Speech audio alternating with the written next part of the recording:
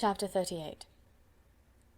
On Saturday morning Elizabeth and Mr. Collins met for breakfast a few minutes before the others appeared, and he took the opportunity of paying the parting civilities which he deemed indispensably necessary.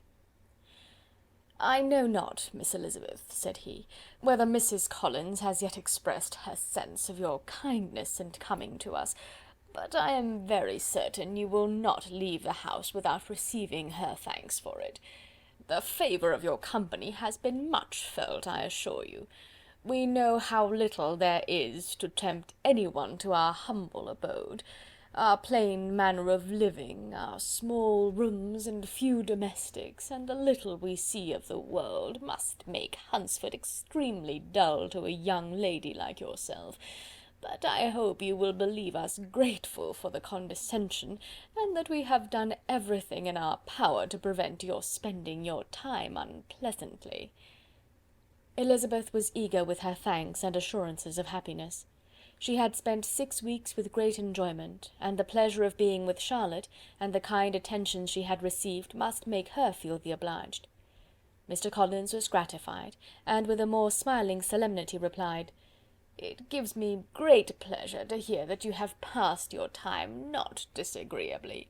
We have certainly done our best, and most fortunately having it in our power to introduce you to very superior society, and from our connection with Rosings, the frequent means of varying the humble home scene, I think we may flatter ourselves that your Hunsford visit cannot have been entirely irksome.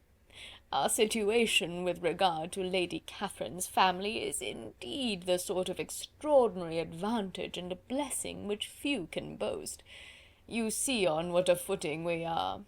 You see how continually we are engaged there. In truth, I must acknowledge that, with all the disadvantages of this humble parsonage, I should not think anyone abiding in it an object of compassion, while they are the sharers of our intimacy at Rosings." Words were insufficient for the elevation of his feelings, and he was obliged to walk about the room, while Elizabeth tried to unite civility and truth in a few short sentences. "You may, in fact, carry a very favourable report of us into Hertfordshire, my dear cousin. I flatter myself, at least, that you will be able to do so. Lady Catherine's great attentions to Mrs. Collins have been a daily witness of, and altogether, I trust, it does not appear that your friend has drawn an unfortunate... but on this point it will be as well to be silent. Only let me assure you, my dear Miss Elizabeth, that I can from my heart most cordially wish you equal felicity in marriage. My dear Charlotte and I have but one mind and one way of thinking. There is in everything a most remarkable resemblance of character and ideas between us. We seem to have been designed for each other." Elizabeth could safely say that it was a great happiness where that was the case, and with equal sincerity could add, that she firmly believed and rejoiced in his domestic comforts. She was not sorry, however, to have the recital of them interrupted by the lady from whom they sprang. Poor Charlotte! It was melancholy to leave her to such society, but she had chosen it with her eyes open, and though evidently regretting that her visitors were to go, she did not seem to ask for compassion.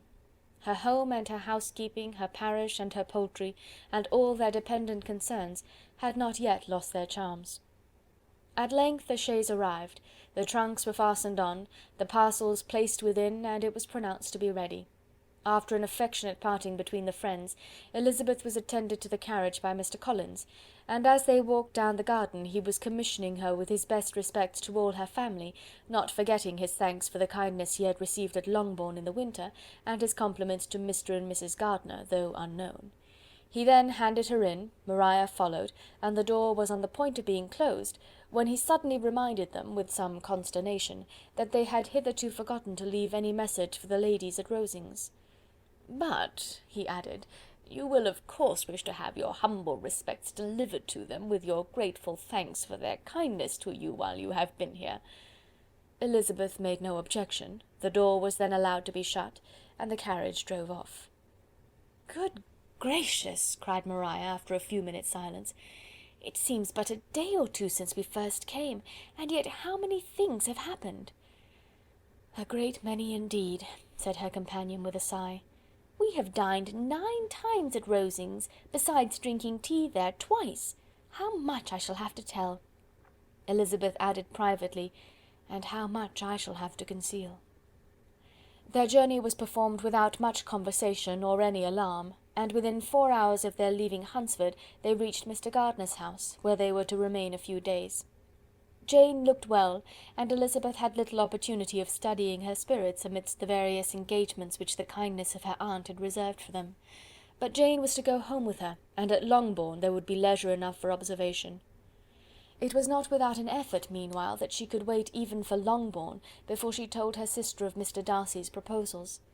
To know that she had the power of revealing what would so exceedingly astonish Jane, and must at the same time so highly gratify whatever of her own vanity she had not yet been able to reason away, was such a temptation to openness as nothing could have conquered but the state of indecision in which she remained as to the extent of what she should communicate, and her fear, if she once entered on the subject, of being hurried into repeating something of Bingley which might only grieve her sister further. Chapter 38.